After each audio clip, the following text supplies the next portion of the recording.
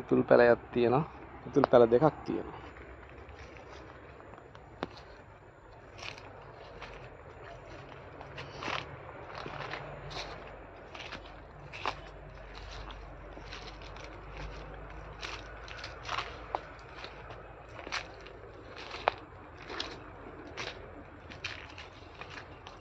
මේ අපේ මායිම පටන් ගන්න තැන.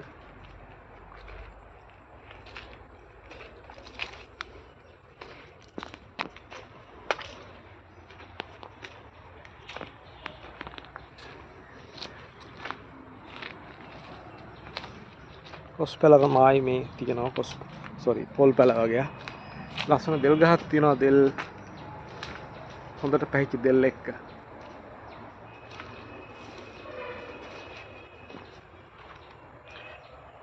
අරත් රම්පේ තියෙනවා. පොල් පැල තියෙනවා දිගටම. තේක් ගහක් තියෙනවා.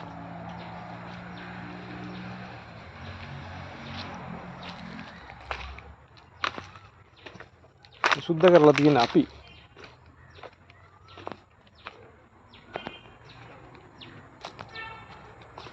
කොහි කිරිල්ල ගහක් තියෙනවා. මේවා දැන් ඉස්සර නම් දකින්න තිබුණා. දැන් දකින්න නෑ මේවා කොහි කිරිල්ල.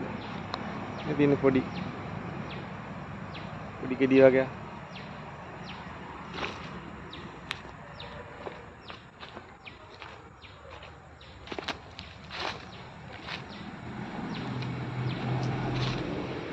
පොල් පැල. එතනින් තමයි මම පටන් ගත්තේ කතාව. මේ තියෙන්නේ අපේ බොන්චි නෑ වගාව. වලදාව කඩන්න පුළුවන්. කඩන් ගෙන්න යන්නේ.